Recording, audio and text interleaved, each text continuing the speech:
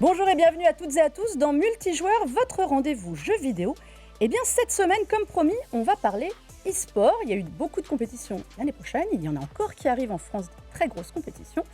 Et pour faire ce petit tour d'horizon, petit plateau vraiment de haute volée, vous allez voir, ultra compétitif. J'ai le droit de le dire, au moins ça me fait rire, ça part bien. Avec Bertrand Amar. Bonjour Bertrand. Bonjour Melinda, comment ça va? Écoute, ça va très bien. Tu vas nous parler de tes nouvelles aventures e-sport. Avec plaisir. Pour les gens qui ne te connaîtraient pas depuis tout ce temps, journaliste passé à l'e-sport depuis des années, un peu notre expert à nous quand même. Bah oui, ça fait à peu près 30 ans que je travaille dans le monde du jeu vidéo et des médias, voilà, avec vraiment un focus sur l'e-sport depuis une quinzaine d'années. Ça, vous allez voir, vraiment, c'est tout. Il va nous raconter surtout ce qu'il devient, parce qu'il y a de belles choses qui viennent d'arriver. Et face à toi, alors là, on est ravis de l'avoir, parce que la dernière fois, on s'était croisés au Major CSGO à Bercy. Roby Foueck. Ouais, Roby. plus jeune. Ouais. Bonjour. Il y a 2 ans, non, 3 ans, 3 ans déjà. 3 ans, ça va. Voilà, Non, je suis très content d'être là. Merci. Directeur général de Blast, donc Voilà. à qui on doit toutes ces grosses compétitions qu'on a eues On essaye. l'année dernière en France, Rocket League, Fortnite, Six Invitational déjà, là, cette année, le Rainbow Six. On va parler avec vous, messieurs, de l'e-sport actuellement. Où est-ce qu'on en est? Ce que ça représente, on sait que c'est croissant en France. Au niveau, on parle quand même de 12 millions de gens qui regardent des compétitions, plus de 2 millions de joueurs amateurs, des joueurs pros, c'est quand même un beau marché, 165 millions, on disait, de chiffre d'affaires attendu pour cette année. Roby, je voudrais que tu nous parles de Blast, exactement pour ceux qui ne connaîtraient pas. Tout simplement, une boîte d'e-sport qui est fondée en Danemark. Je suis le PDG depuis à peu près le début. Donc, on a à peu près 200 employés maintenant. On a des bureaux dans 6 différents pays. J'ai envie de dire qu'on est un leader mondial aujourd'hui.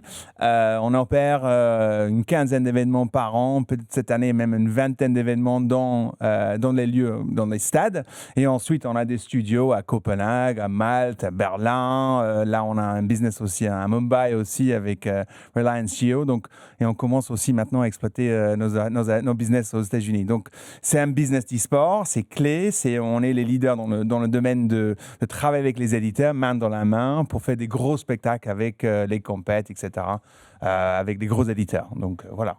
Ça, vous avez diversifié, Blast a diversifié son activité. C'est vrai qu'au début, on a l'impression que c'était beaucoup Counter-Strike. Je sais pas, c'est vrai, ce que je dis au début, c'était vraiment ça. Aujourd'hui, il y a beaucoup de jeux. Nous, on l'a vu en France, notamment. Vous travaillez avec Ubisoft, avec Epic Games.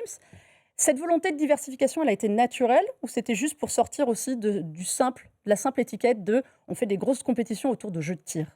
C'est vrai qu'au début, les gens ils nous considéraient comme une boîte de CS, de Counter-Strike. Et on était fort. Et on se rendait compte que finalement, on pouvait faire une énorme production en CS. Et après, on commence à dire, OK, on va diversifier, on va faire autre chose.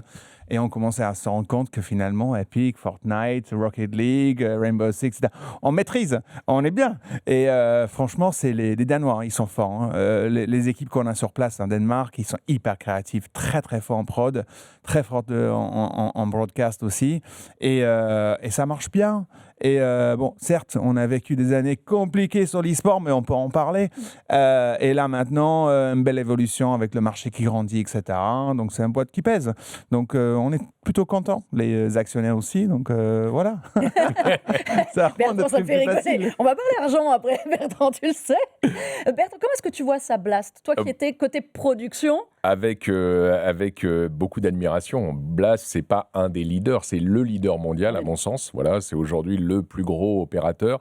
Et effectivement, je pense que Blast est réputé pour la qualité de ses shows, la qualité de son broadcast. Moi, je me souviens effectivement au début de Blast Premier déjà, ce qu'il faisait sur CS, ça se différenciait complètement de ce qui se faisait auparavant sur CS. Ils ont amené une production value vraiment, vraiment forte dans ce que vous faisiez déjà en studio à Londres, etc. Donc moi, j'ai vraiment suivi l'évolution de Blast. Il se trouve qu'on s'entend très bien avec Roby et avec les équipes de Blast. Donc moi, je suis très admiratif de ce que Blast a accompli. C'est vraiment aujourd'hui la plus belle boîte au monde, à mon sens, quoi. Pour toi, ça a changé la vision de l'e-sport auprès du public, pas de ceux qui suivaient déjà, mais de parce que je pense que Blast a contribué à cette évolution de l'e-sport dans des versions de shows beaucoup plus entertainment, beaucoup plus ouverts, accueillir de nouveaux publics et beaucoup moins uniquement focus sur la niche de l'audience e-sport. Et ça, je pense que c'est notamment le passé de Robbie dans l'entertainment chez Disney, etc. Non, mais vraiment, je pense qu'on a besoin de personnes comme ça qui ne viennent pas nécessairement de l'e-sport pour élargir la vision et pas simplement faire des shows qui répondent aux attentes des corps fans, quoi. C'est bien, parce qu'avec Bertrand, on va faire une interview à deux, en fait, Robbie. C'est top, prévenu. tu peux venir tout le temps, Bertrand. Non, justement, c'était ma question, parce que justement, tu as un passé dans l'entertainment. Qu'est-ce que travailler dans l'e-sport, ça t'a donné quoi comme envie? Qu'est-ce que je fais dans l'e-sport? Non, j'ai pas dit Qu'est-ce ça. que t'es venu foutre là? Pourquoi Non, j'ai pas dit ça, mais est-ce que justement, de ne pas en faire juste un côté compétition de sport en public ou en diffusion sur le stream aussi, mais d'avoir envie d'apporter ce petit truc en plus? Qu'est-ce qui manquait à l'e-sport pour faire cette quand je suis bascule? arrivé en 2018, donc je suis pas là depuis autant de temps que Bertrand, mais voilà, je commence à maîtriser à peu près ce qui se passe, les acteurs, etc. C'était vraiment nouveau. Voilà, j'ai dû apprendre comment ça marchait.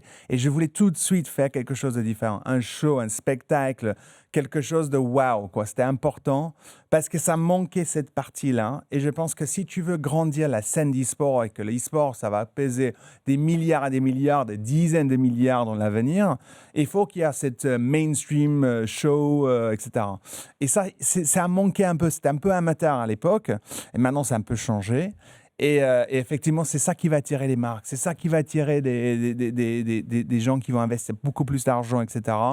Et c'est ça qu'on a besoin de faire aux États-Unis, parce que si tu veux craquer les États-Unis, c'est un show. Donc au début, quand je suis arrivé, je me suis dit, côté Disney, côté Google, ça peut être intéressant. Les gens, ils m'ont regardé, à part Bertrand, ils m'ont regardé, ils m'ont dit, qu'est-ce qu'il fait là, celui-là? Il comprend rien, il ne sait pas ce que c'est la différence entre Dota et CS. Mais maintenant, je sais. Et les gens, ils me posent la question souvent, c'est quoi mon jeu préféré? Honnêtement, c'est CS. Et je regarde tout le temps, parce que c'est compréhensible, je peux comprendre ce qui se passe. C'est 5 versus 5, j'adore. J'adore CS.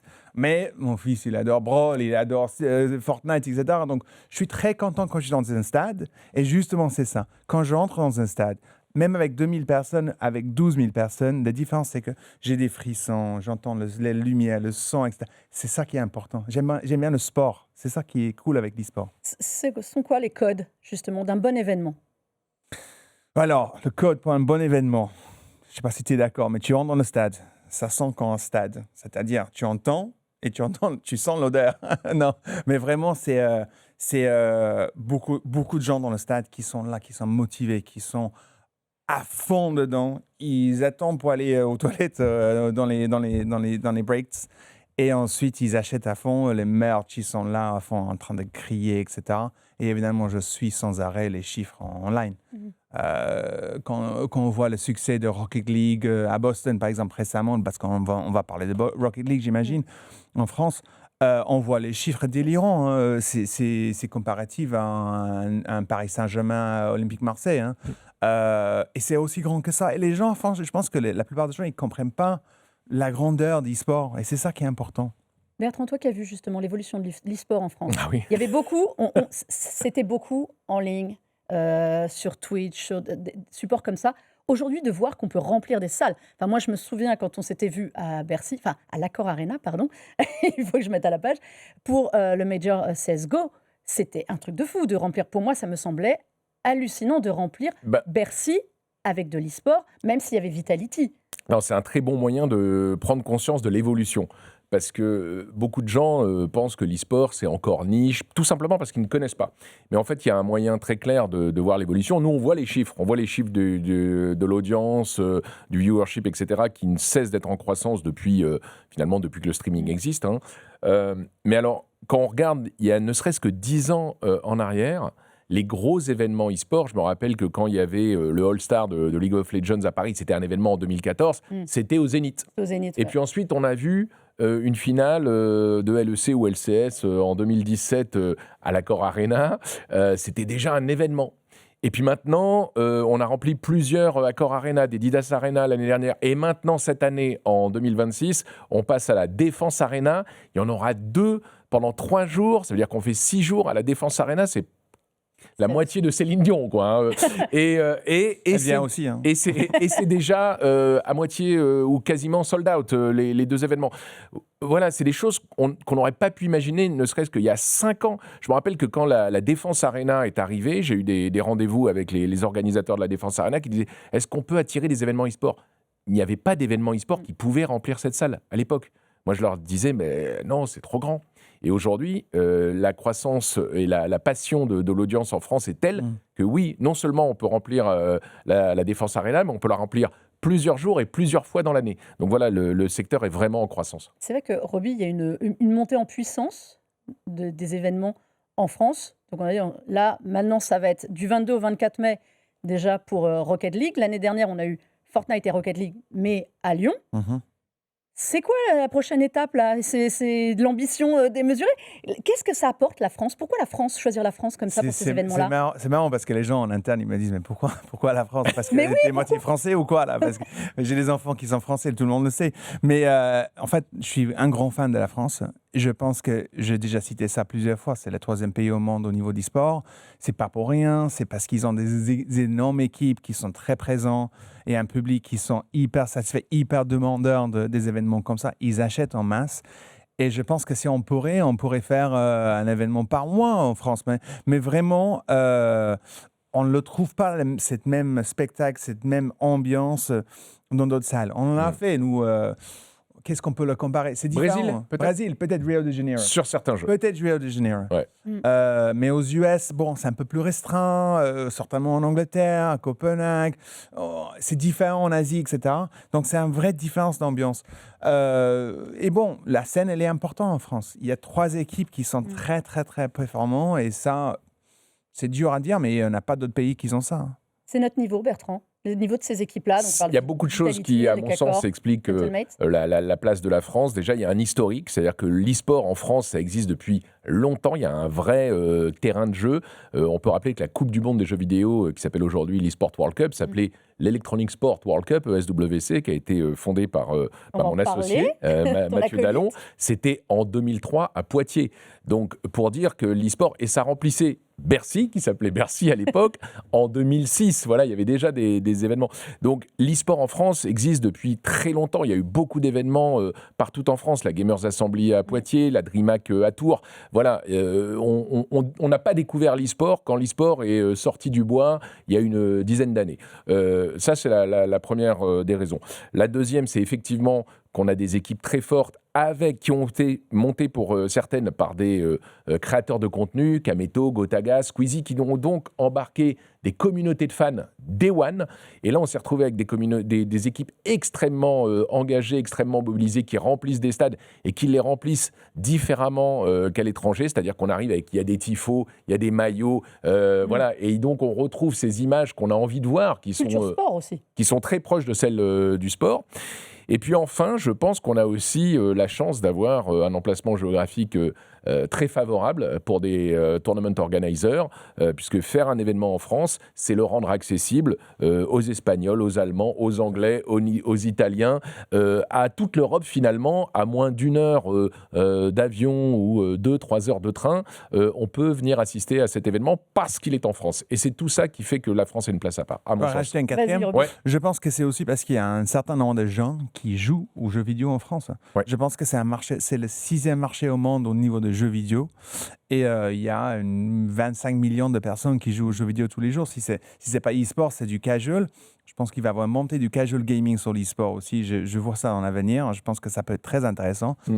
Mais je pense que c'est un impact. Je pense que la France est vraiment clé pour les éditeurs. Et puis, on peut raconter une petite anecdote qui nous concerne tous les deux et qui a eu, à mon sens, un impact fort dans l'attractivité de la France au niveau international. C'est la position du président Macron. En 2022, avant d'être réélu, il avait donné une interview à un média qui l'interrogeait sur son rapport avec les jeux vidéo. Et il avait dit dans cette interview « J'aimerais que la France accueille un major de Counter-Strike ». Cette phrase avait résonné dans le monde entier. Parce qu'un président, il était quand même président sortant, donc un président qui dit je veux un major de Counter-Strike à une époque où et c'était il n'y a pas longtemps. Je me souviens quand il a annoncé ça, j'étais pas là. C'était à l'Élysée, je pense. Ouais, C'était dans une interview et il l'a renouvelé à l'Élysée et nous, entre-temps, on s'était parlé. Ouais, voilà. Et tu m'avais dit, mais c'est sérieux ce que dit le président, il veut vraiment un major de Counter-Strike parce que moi, je peux peut-être en avoir un, tu discutais. Et donc, pour la petite histoire, lors de cette réception à l'Élysée, on m'avait présenté le président et je lui avais dit, écoutez, monsieur le président, visiblement, vous avez envie de recevoir un major de Counter-Strike. Je crois que ça peut se faire. Il me dit, ah bon, vraiment ? Et donc, il nous a connectés avec ses responsables de communication. Et c'est comme ça que c'est le président qui a révélé le major. Tu te souviens de... C'était un moment... je trouvais ça dingue qu'on pouvait avoir le président de la République annonce le major en France. Tous mes amis, les investisseurs, etc., ils étaient comme des fous. Mais vraiment, c'est pour ça qu'on a travaillé ensemble. On a travaillé ensemble sur le major 2023 et c'était très important. C'est la première fois qu'on a fait un gros événement en France. Et depuis... Mais cette position d'un président qui soutient l'e-sport, à l'international, tu peux en témoigner, c'est assez unique, hein. On ne l'a pas. Enfin, le seul comparaison que j'ai, c'est en Danemark en 2019. Je pense qu'on a eu le Premier ministre à l'époque. Il est monté sur scène. Il a dit vous êtes tous des joueurs, vous êtes tous des sportifs, etc. Mais je vois dans différents pays, et c'est compliqué d'avoir une position politique. Exactement. Parfois, c'est une perte de temps. Mais voilà. Mais c'est vrai qu'il faut reconnaître au président Macron quelques sorties hasardeuses sur le jeu vidéo de manière générale, mais sur l'e-sport, il avait donc demandé gentiment un major et il l'a eu. Counter-Strike, il l'a eu. Il avait demandé à ce qu'il y ait d'autres événements e-sport, et l'année dernière, on a quand même été extrêmement gâtés en événements d'ampleur internationale, c'est-à-dire je ne parle pas des habituels tournois qu'on a, en événements. On sait qu'il apporte, on en parlera tout à l'heure, beaucoup pour que ça se structure un peu en France. C'est plus compliqué, mais il y a un soutien présidentiel à ce niveau-là. Je voudrais qu'on parle de toi, Bertrand, maintenant. Parce que on a Roby qui est là pour la prestance internationale de Blast.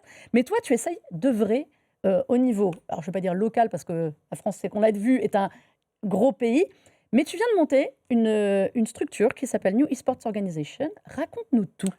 Néo, c'est le nouveau bébé que j'ai eu avec Mathieu Dallon. Mathieu Dallon que tu citais. Mathieu Dallon qui est un des pères fondateurs de l'e-sport, puisqu'on a retrouvé d'ailleurs des interviews où je venais de l'interviewer dans les émissions que je produisais et que j'animais à l'époque sur Canal J.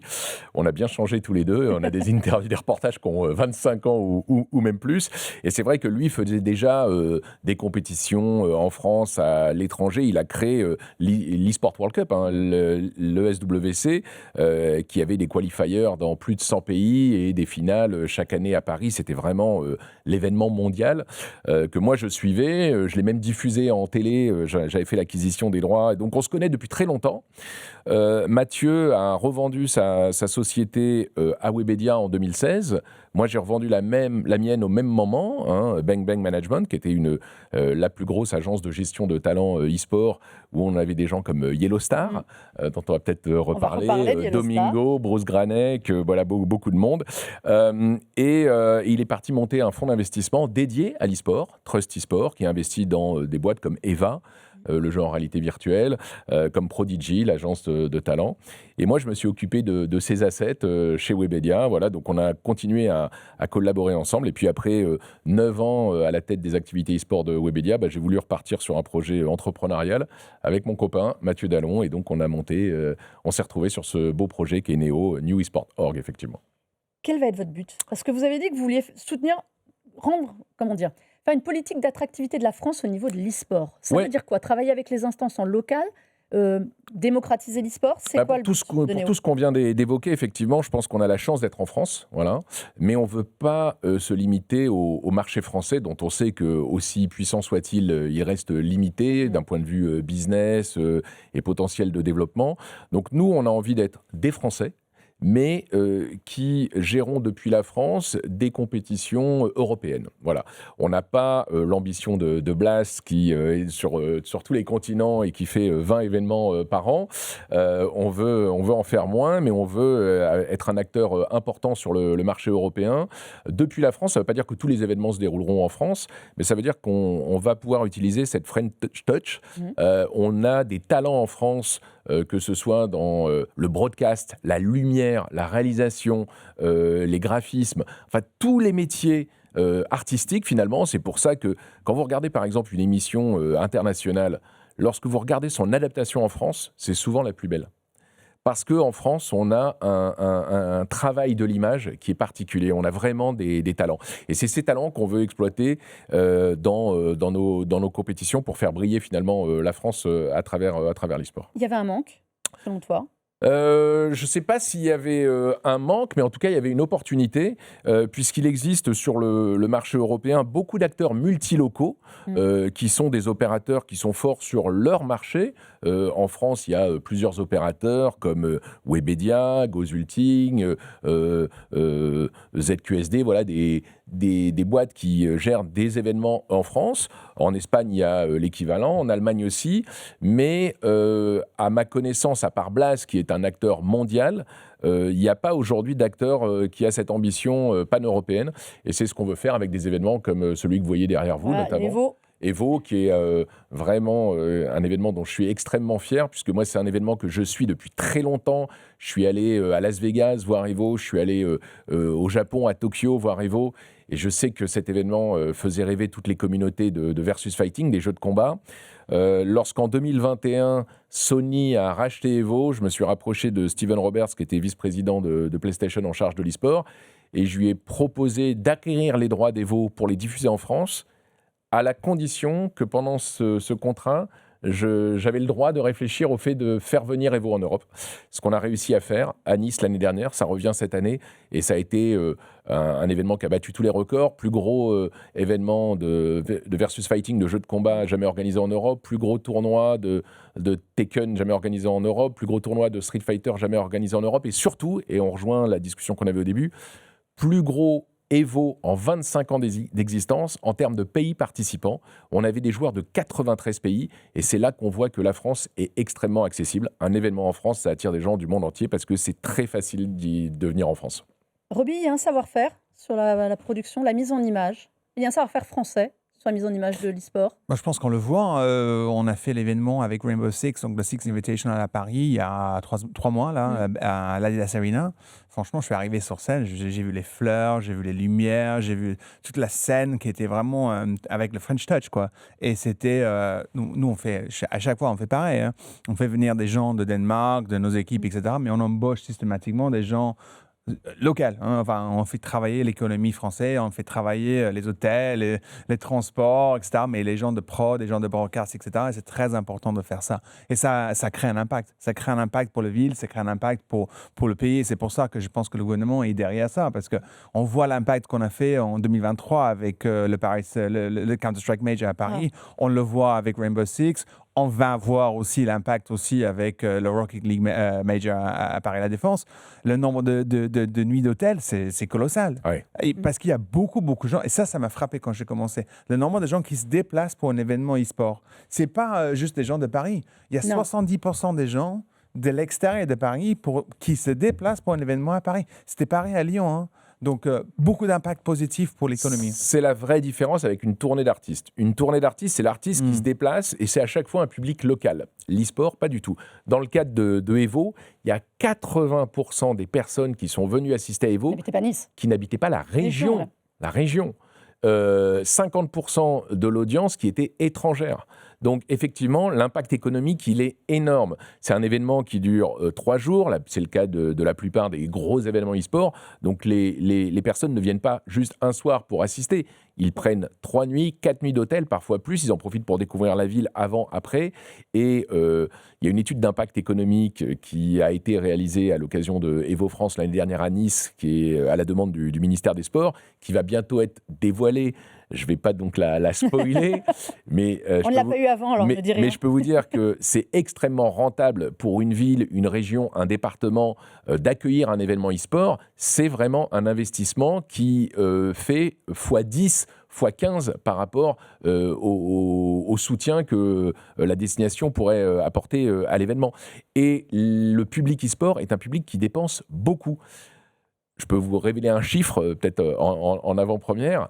Les personnes qui viennent de l'étranger sur un événement comme ça ont dépensé en moyenne 2 000 € par personne. Ah, quand même. Tout Voilà. compris.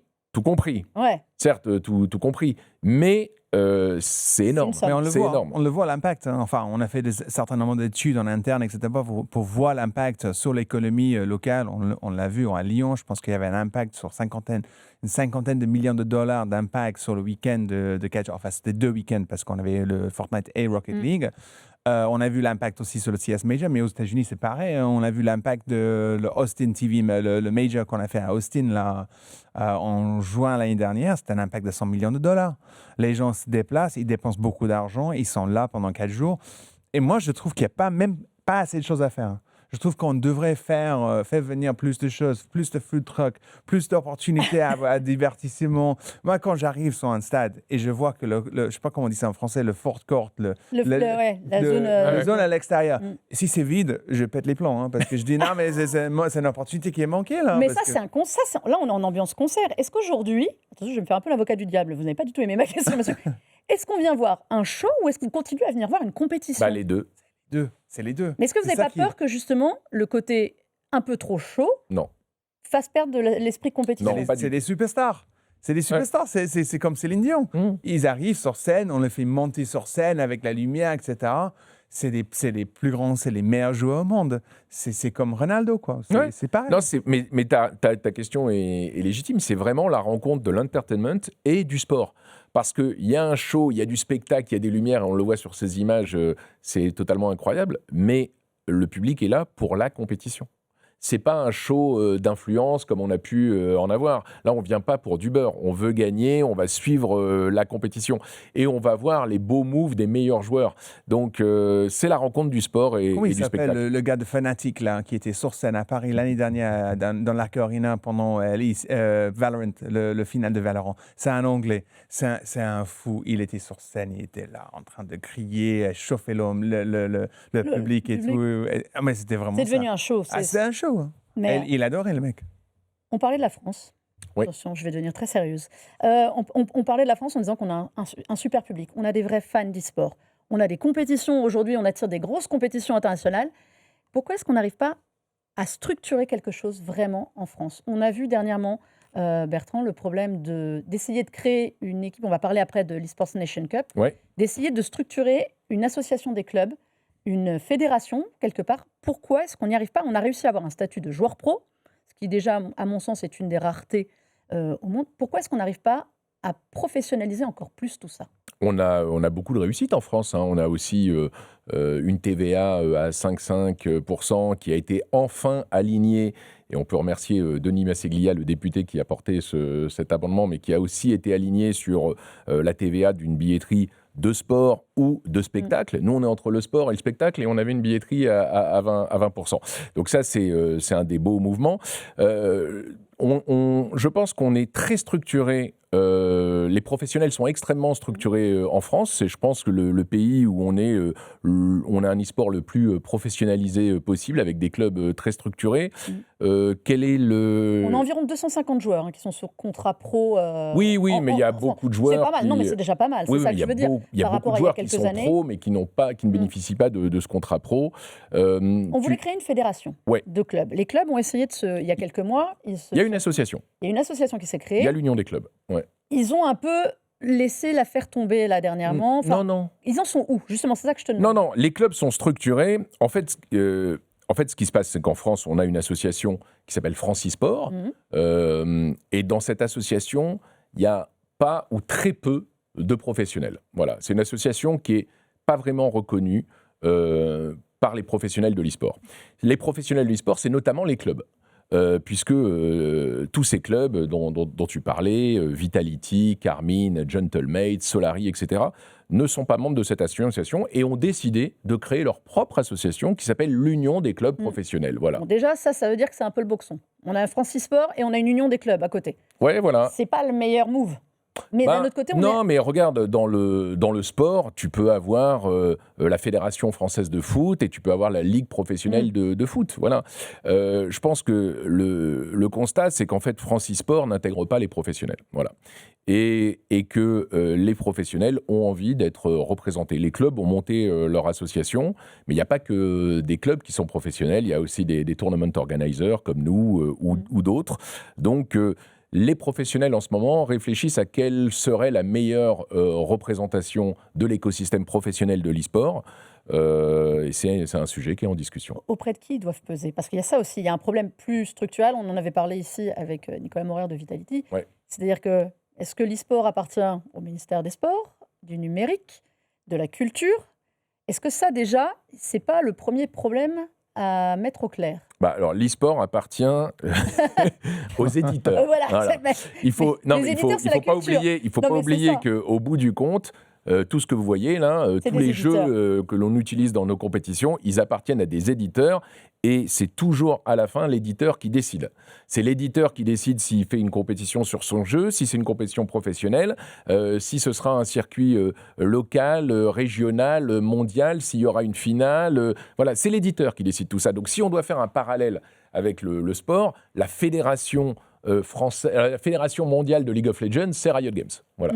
C'est eux qui décident, c'est l'équivalent de la FIFA les éditeurs sont les fédérations, en fait. Oui, au niveau mondial, oui, puisque c'est l'éditeur de toute façon qui décide de la tête de son circuit. Fortnite, c'est l'éditeur qui décide qu'on peut avoir 13 ans pour faire la compétition, là où c'est Riot Games qui dit que sur League of Legends, il faut être majeur pour être au plus haut niveau, etc. Donc c'est l'éditeur qui fixe les règles. Nous, on est juste des sociétés qui font le lien entre l'éditeur et les communautés. Voilà. On est le trade union. Donc, Qu'est-ce qu'on est, le trade union? Le trade union. C'est joliment dit avec l'accent. Le trade union en Angleterre, c'est pas la même chose. Il faut attention. Les années 80, j'étais à peu près né, mais bon. Voilà. Non, mais en fait, le truc, c'est que le problème en France, c'est pas juste la France. Dans d'autres pays aussi, ça tombe entre deux chaises. C'est-à-dire le ministère de la Culture et le ministère du Sport, je le vois systématiquement. Mais je cite encore une fois Danemark, c'est pas encore très clair si c'est la culture, le sport ou le digital. Même en Angleterre, c'est pas très clair. Donc c'est souvent le cas. C'est juste qu'en France, on fait un peu plus de bruit, c'est tout. Ouais, on aime bien. Nous aussi. Mais voilà. En fait, pour moi, la bonne solution, ce serait notamment la présence d'un délégué interministériel, puisque effectivement, il y a des sujets dans l'e-sport qui sont liés plus au sport, d'autres plus à l'économie, c'est-à-dire au ministère de Bercy, d'autres effectivement plus à la culture. Et aujourd'hui, il n'y a personne d'identifié au sein du gouvernement ou même des précédents gouvernements qui est là pour faire l'union, le trait d'union entre les différents ministères et les différents acteurs. Parce que dans le monde de l'e-sport, il y a des acteurs associatifs, amateurs, il y a des acteurs professionnels. Et aujourd'hui, ces acteurs, ils ne savent pas à qui parler au niveau gouvernemental. Est-ce qu'il ne faut pas que ce soit quelqu'un qui vienne de l'e-sport et pas de la politique ? Pas nécessairement, parce qu'il y a des gens qui peuvent très bien comprendre et qui comprennent d'ailleurs très bien comment fonctionne l'écosystème. En tout cas, moi, j'appelle vraiment de mes voeux l'arrivée d'une telle personne au sein du gouvernement pour pouvoir interfacer et discuter avec les différents acteurs. Est-ce que, Roby, c'est facile, justement, comme on disait, là, d'avoir affaire à plusieurs personnes quand on essaye d'organiser une compétition? Les éditeurs qui se rajoutent par-dessus, donc sans doute avec un cahier des charges aussi. Organiser une compétition, c'est, j'allais dire épique, mais ça va faire partie pris, mais c'est un peu... C'est un charge de travail, hein. C'est important, c'est de savoir avec qui on travaille, si c'est le ville, le gouvernement, les fournisseurs locaux, enfin le stade, les différents acteurs, les éditeurs, etc. Donc il y a beaucoup de gens, c'est comme à la maison, il faut que votre femme ou votre homme il soit content, et les enfants, et la tante, et les amis, etc. Non, mais c'est pareil, c'est un énorme travail pour s'assurer que tout le monde elle est OK. Hein. Donc voilà. On va parler d'une compétition qui a fait beaucoup parler, là, qui arrive au mois de novembre, qui est l'Esports Nation Cup, l'ENC pour les intimes, qui a été lancée justement, qui va être lancée à Riyad au mois de novembre, avec des jeux officiels, donc certains qu'on connaît, League of Legends, Counter-Strike 2 dont on parlait tout à l'heure, eSports FC, donc ex-FIFA pour ceux qui n'ont pas encore fait la bascule, et d'autres jeux mobiles, PUBG et compagnie. Ce sont cette fois normalement des équipes nationales, donc c'est pour ça qu'on en parlait et qu'on rigolait, parce que ça a posé un problème en France de savoir qui le faisait. Finalement, c'est l'eSport Nation Cup qui a choisi Yellow Star pour représenter la France. Est-ce que tu peux nous expliquer, Bertrand, pour ceux qui n'ont pas suivi ni la compétition ni le bazar, ce que ça va être réellement cette compétition par rapport au reste, par rapport à tout ce qu'on vient de raconter? Mais c'est extraordinaire. Je pense que personne ne se rend compte de l'impact que peut avoir cette compétition sur notre écosystème. C'est vraiment extraordinaire. On va vivre un truc de malade. C'est quelque chose qu'on attend depuis des années. Il y avait eu cette rumeur des Jeux Olympiques de l'e-sport. Finalement, l'Arabie Saoudite s'était rapprochée du comité olympique pour créer ces JO de l'e-sport. Ils ont fait une semaine de l'e-sport olympique. Oui, en 2023, mais qui n'a pas été couronnée de succès. Et donc, à l'issue de cette semaine, ils ont décidé de créer une vraie compétition olympique. Finalement, je pense qu'ils ne se sont pas entendus parce que je pense que le CIO n'avance pas à la même vitesse que l'e-sport. Les organisateurs saoudiens qui organisent déjà l'e-sport World Cup chaque été ont décidé d'y aller tout seuls et de créer eux-mêmes leur compétition par nation. Donc ça s'appelle ENC, eSports Nation Cup. Ça se déroulera tous les 2 ans. Première édition en novembre pendant 4 semaines à Riyad cette année en 2026. Deuxième édition en 2028 dans un autre pays.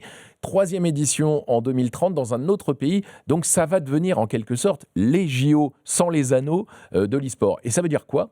Ça veut dire que il y a un public beaucoup plus large qui va s'intéresser à nos disciplines. Je prends l'exemple du ping-pong, par exemple.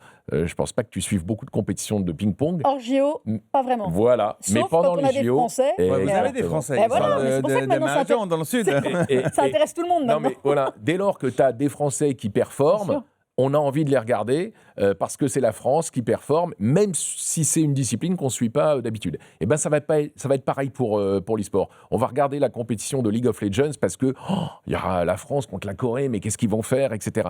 Et ça, c'est vraiment déterminant. Donc moi, je suis super content. Je pense que toi aussi, on est tous ravis qu'il y ait une compétition par nation.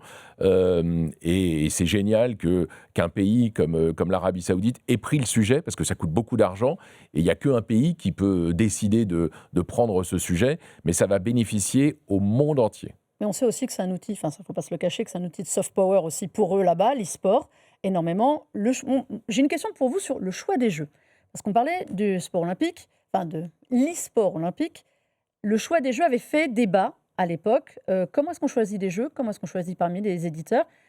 Est-ce que c'est compliqué, ça ? C'est un sujet compliqué ou pas ? Est-ce que tous les jeux se prêtent à ce genre de compétition ? C'est intéressant comme question parce qu'aujourd'hui, effectivement, l'eSports Nations Cup, c'est basé sur le principal nombre de jeux qui sont principalement des e-sports aujourd'hui.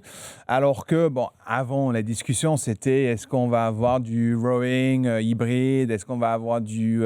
C'était les jeux sportifs. Voilà, les jeux sportifs. Just Dance, moi, je pense qu'il y a un monde où les deux peuvent exister. Je pense qu'il y a une opportunité à faire avec les différentes fédérations sportives qui ont besoin de diversifier. On n'a pas de fédération, Roby. Ah oui, c'est le problème. C'est le problème. On en revient toujours au même. Je parle de, par exemple, le World Rowing Federation ou bien le World Cycling Federation. Je pense qu'ils ont besoin d'attirer plus de gens et de se diversifier, de faire une offre qui est beaucoup plus large, qui attire des gens, qui attire des jeunes, etc. Et je pense qu'il y a une place pour ça. Moi, je vois dans l'avenir peut-être un événement hybride avec rowing, avec baseball, avec cycling, etc., comme Zwift. Je pense que ça peut exister. Là, il y a des jeux comme on a dit, donc il y a aussi Rocket League, Trackmania, des habitués des grandes compétitions e-sport. Il y a les échecs. Oui. Aujourd'hui, ouais. Non, mais c'est ça qui est drôle, c'est qu'il y a les échecs, il y a PUBG mobile. Non, alors ça c'est important qu'il y ait des jeux mobiles parce que c'est une compétition mondiale. Et il y a des régions, notamment l'Asie, où le jeu se joue avant tout sur mobile, ou l'Afrique, où l'accessibilité à une console, à un PC est un frein au développement de l'e-sport. Donc il y a des jeux mobiles, et ce qui est bien dans cette compétition, c'est qu'il y a effectivement des jeux mobiles, PUBG Mobile, Mobile Legends, des jeux qui vont permettre à tous les continents de briller. Pour te répondre, moi je pense que c'est une vraie compétition e-sport, donc il y a les vrais jeux e-sport, et que peut-être effectivement, un jour, le comité olympique reviendra avec une compétition de jeux hybrides, comme Zwift, des choses comme ça. Mais ça, c'est la compétition que les fans d'e-sport attendaient. Et aujourd'hui, on voit, on a ses joueurs préférés, que ce soit Zaiwu sur Counter-Strike, Caliste sur League of Legends, qui sont dans des clubs. Et on a envie de les voir avec le maillot de l'équipe de France, on a envie de les voir réunis. C'est exactement le même sujet que pour le foot, où on va avoir des stars de Madrid, de PSG, de tous les clubs, qui mettent d'un coup le maillot de l'équipe de France. Ça va être la même chose, et ça va être génial. Et j'espère qu'on aura un engouement populaire en France. Nous, on a la chance d'être en charge de la distribution des droits médias. C'est-à-dire qu'au moment où on se parle, je discute avec différents groupes médias, pour que l'un d'eux, je l'espère, devienne le diffuseur officiel de cette compétition. Et je crois que c'est vraiment la compétition qui peut casser un peu le plafond de verre de l'e-sport en faisant découvrir cette discipline à énormément de nouveaux spectateurs. Et donc, moi, j'ai énormément d'espoir dans cette compétition et j'espère que ça va être un grand succès. C'est une reconnaissance institutionnelle pour l'e-sport? Oui, bien sûr, bien sûr. Le fait que tous les pays, et même ceux qui ne sont pas autant mobilisés que nous en France sur la question de l'e-sport, vont être obligés de l'être. C'est sûr. Mais, Voilà. La semaine dernière, j'ai entendu parler des Maldives, par exemple. Voilà. Mais, qui aurait cru, franchement. Ben là, nous, on a un studio basé à Malte. On a un studio avec un certain nombre de gens qui sont embauchés là-bas, un studio qui tourne sans arrêt. Et la population de Malte, c'est 600 000 personnes. Donc, c'est quelque chose de très, très important pour le gouvernement de Malte, l'e-sport. Mais en fait, je reviens sur un point, sur l'évolution ou l'avenir d'e-sport ou du jeu vidéo. Et je crois, Bertrand, il m'en a parlé. J'ai entendu parler de ça. Simgolf, par exemple. Pour vous, c'est du sport, c'est du e-sport, c'est du jeu vidéo, c'est du compète. C'est quoi? On va déjà se poser la question, le golf est-il un sport olympique? Mais ça, c'est un autre débat. Ouais, c'est un autre débat. Mais le simgolf, par exemple. Ouais. Le golf, parce qu'aujourd'hui, en Corée et au Japon, il y a plus de sim-golf, c'est-à-dire du golf joué à l'intérieur sur un espèce d'écran, qu'à l'extérieur sur un terrain. Et ça, pour moi, c'est l'avenir. Je pense que l'avenir, ça va être du sim-golf, du sim-boxing, du sim-baseball. On va jouer énormément sur ce sort de produits et des formats. Et je pense que vous allez voir dans l'avenir, il y aura beaucoup plus de formats avec des athlètes qu'on ne connaît pas aujourd'hui, avec des stars, avec des créateurs. On les voit, la fusion entre les créateurs et les sportifs aujourd'hui. Et ça, ça c'est du spectacle. J'attends de voir ça aussi à Bercy. J'ai deux questions pour toi, Roby, là-dessus. On sait qu'il y a aussi un prize pool monumental sur cette compétition. On parle de entre 45 et 70 millions de dollars, je crois, quelque chose comme ça, selon la fin. C'est le énorme. INC ou le IWC? Le NC. Là, je crois c'est 20 millions de Non, dollars. c'est surtout sur millions, c'est 20 millions. le WC. Oui, IWC, c'est En fait, sur des compétitions comme ça, c'est énorme par rapport à d'autres compétitions. Oui, c'est quand même bien sûr, énorme bien sûr. aujourd'hui. Est-ce qu'on peut rivaliser? Parce que là se pose une question d'organisation. C'est que déjà, des joueurs qui ont l'habitude d'évoluer en club vont devoir se mettre en équipe nationale. Ça, c'est aussi autre chose qui est nouveau dans l'e-sport. C'est un sujet. Ça ne va pas être facile.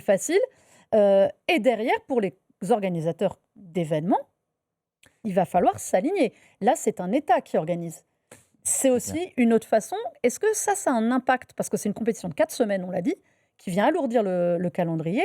Comment est-ce qu'on s'organise autour du côté de Blast? Justement, c'est une très bonne question. C'est justement une très bonne question. On travaille main dans la main avec les éditeurs, on travaille main dans la main avec l'eSports World Cup Foundation et INC aussi, pour s'assurer qu'il y a assez de place dans le calendrier pour que tout le monde soit capable de s'opérer. Parce que si Blast, ils ne sont pas capables de fournir tout ce qu'on a besoin de fournir dans l'année, le professionnel, ils n'ont pas le jeu à jouer, il se peut que finalement, il y a un certain nombre de jeux où il y a moins d'impact. Counter-Strike, il y a un impact. Ben voilà, il y a c'est ce que j'allais beaucoup de dire. choses qui se passent. Le calendrier, il est rempli, il y a beaucoup d'événements, il y a beaucoup d'acteurs. Ça va être chaud, ça va être Jusqu'à la compliqué. fin de l'année. Jusqu'à la fin de l'année, il y a très toutes long. les semaines, il y a un différent truc, soit dans le studio, soit dans un stade. Les joueurs, ils voyagent. Aujourd'hui, c'est compliqué de voyager. Le prix des gasoils, ça augmente. Donc, il y a pas mal de forces qui sont en ordre. Mais au fur et à mesure, on s'arrange pour que tout le monde soit capable de le faire. Je pense qu'il y a vraiment une opportunité comme Bertrand il a dit, l'eSports Nations Cup, c'est très important. Donc, il faut trouver la place dans le calendrier. Il ne faut pas que ça bouffe tout le calendrier parce que quand même, quand même les joueurs, les équipes, etc., Vitaly, ils ont envie d'avoir les joueurs qui jouent pas. Donc, je comprends. Bertrand, j'ai une question pour toi. Ouais. Ton regard français depuis longtemps. Est-ce que c'est ce genre de compétition qui va forcément démocratiser, comme là on l'a expliqué, l'e-sport à l'échelle? Est-ce que ça peut aussi aider à structurer les clubs? L'e-sport en France, notamment les clubs, forcer un peu aussi les égos à s'ouvrir, parce que ça existe aussi. Faire une équipe nationale, c'est pas facile. Comment est-ce qu'ils vont bien vouloir tous... Oui, en tout Les cas, clubs s'entendent bien, mais enfin voilà, il y a quand même des querelles non, mais entre nos clubs stars. cette compétition va faire évoluer les écosystèmes e-sport dans le monde entier. C'est-à-dire que dans le monde entier, ils sont obligés aujourd'hui de s'organiser pour avoir une équipe nationale et de se poser des questions qu'ils n'avaient pas besoin de se poser jusqu'à ce jour. Donc c'est génial. Et c'est ça dans 150 pays ou peut-être plus. Je ne sais pas combien de pays à la fin participeront à la compétition. Et un des points, c'est effectivement l'accessibilité et le fait que des clubs libèrent leurs joueurs pour une compétition nationale. On voit que dans le sport, ça pose des questions. Alors dans le foot, c'est assez réglementé, mais on voit que même pour les JO, il y avait Passage des obligé. clubs, il y avait des clubs qui voulaient pas libérer leurs joueurs, et là où il y a pas la même obligation sur les compétitions organisées par la FIFA. Donc ça va se structurer de la même manière. Et là, ce qui est intéressant, c'est que la plupart des clubs sont par ailleurs en partenariat avec la compétition organisée par le même organisateur, la compétition de club qui se déroule chaque été. Et donc, c'est l'organisateur qui va un petit peu trouver un moyen pour que les clubs s'y retrouvent et qui va aider à ce que les clubs soient OK pour libérer leurs joueurs. Mais oui, ça va permettre de structurer cette question qui est hyper importante. Et puis, ce dont il faut se rendre compte quand même, c'est qu'il y a cette compétition par nation qui se déroule là, mais ça veut dire qu'au lendemain de la compétition, le 1er décembre, on aura eu une équipe de France sur Counter-Strike, sur Rocket League. Enfin, sur Rocket League, on en a déjà une en l'occurrence. Mais sur League of Legends, sur plein de jeux. Et ces équipes de France, elles vont pouvoir vivre.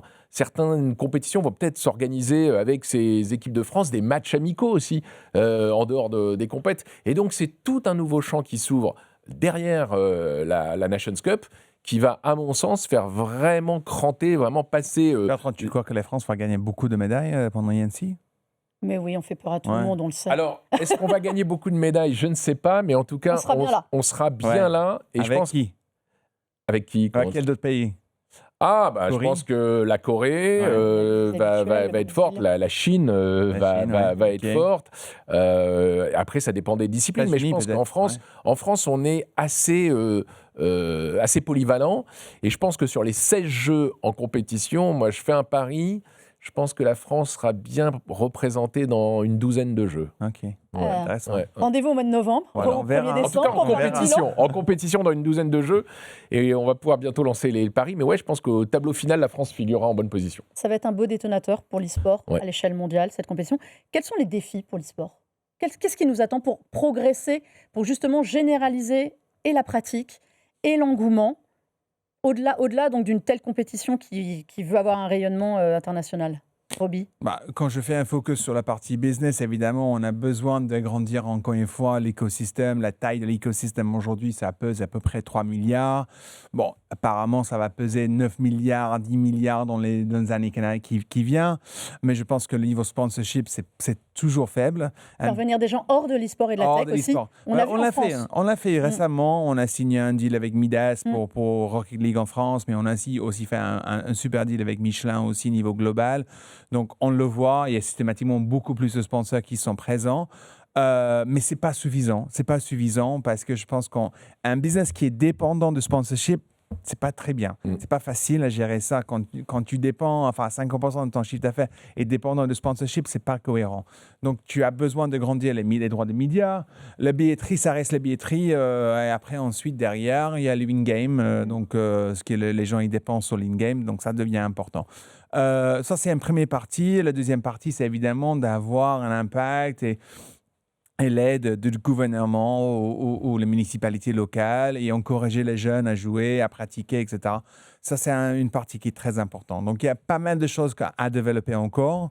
Là, on a fait du progrès depuis 7-8 ans, là, depuis le temps que je travaille dedans. D'ici 2030, OK, on a encore du progrès à faire. À quoi ça ressemblera, Bertrand, l'e-sport français en 2030 ? Je pense qu'effectivement, pour reprendre ce que disait Roby, la grosse différence par rapport au sport notamment et l'économie du sport, c'est la quasi-absence de droits médias. Et ça, c'est pas normal. Ça, c'est pas normal. C'est-à-dire qu'aujourd'hui, le seul moyen de financer l'e-sport, c'est pour des acteurs comme nous, les sponsors. Et pour les éditeurs, les revenus in-game, parce qu'il ne faut pas oublier que le gros du business de l'e-sport, il est chez les éditeurs. Le marché des jeux compétitifs, c'est-à-dire les petits achats à l'intérieur de Fortnite, de League of Legends, de Valorant, de Rocket League, qui sont tous des jeux gratuits, ça pèse 20 milliards.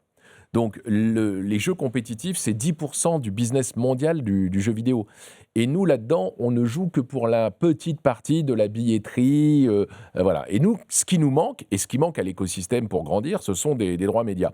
Et je pense qu'une compétition comme l'eSport Nations Cup peut vraiment faire passer un cap dans ce sens-là, et qu'à l'avenir, je suis sûr que les droits médias vont se développer. Il y a un deal qui a été annoncé ces jours-ci avec Disney en Corée. Voilà, donc quand on voit que des plateformes comme Disney+, commencent à faire des acquisitions de droits, moi je suis convaincu que dans quelques années, mais quelques petites années, ça peut aller très très vite, on va voir certaines de ces compétitions qui seront disponibles en exclusivité sur ces grands diffuseurs que sont Netflix, Apple TV, voilà. Et aujourd'hui, on voit que Netflix, par exemple, a fait l'acquisition des droits du catch, la WWE, pour 5 milliards. On va avoir des deals très importants qui vont arriver dans les prochaines années sur des compétitions e-sport qui vont partir en exclusivité sur l'un de ces diffuseurs. Et ça, je pense que ça va vraiment faire changer l'économie de l'e-sport. Encore plus de compétitions aussi, il faudra, Roby, en France. C'est très bien. C'est très bien. Voilà, et au moins 2 ou 3 par an. Hein. Ah bah, c'est... On a entendu, c'est enregistré là. Voilà, ouais, Voilà. bah, c'est ça. Non, mais vraiment. On rappelle il le faut qu'on le président, fasse, hein. sinon, s'il faut une autre compétition. On fait comme ça maintenant. Merci beaucoup à tous les deux Merci à toi. d'avoir partagé vos connaissances e-sport avec nous. Roby, on se donne rendez-vous au mois de mai, donc Avec plaisir. à la Défense Arena À la pour Défense Rocket Arena. League Major. Ok, super. Et plein d'autres donc à venir. Il y en a déjà eu 2, on attend la 3e. Et nous, on se donne rendez-vous à la fin de l'année pour le concert de Céline Dion. Et quand Roby arrêtera de piquer les dates de Céline à la Défense Arena pour organiser des compétitions. Oui, Bertrand, plein de bonnes choses pour Néo. On va pas s'ennuyer pour cette première année apparemment. Non, t'as plein de choses à faire et dealer les droits pour le LC. On a entendu maintenant. Ouais, ça faut que l'on occupe ça. Merci beaucoup à tous les deux. Merci à vous tous et à vous toutes d'avoir regardé cette émission. Vous pouvez la retrouver en multidiffusion sur la chaîne Tech & Co, en replay sur bfmtech.com, sur la chaîne YouTube BFM Tech et sur la plateforme RMC BFM Play et évidemment en podcast. Partout, on se retrouve très très vite pour parler jeux. La semaine prochaine, il y a un beau petit jeu qui arrive. J'ai hâte de vous en parler. Suspense et rendez-vous la semaine prochaine. Jouez bien!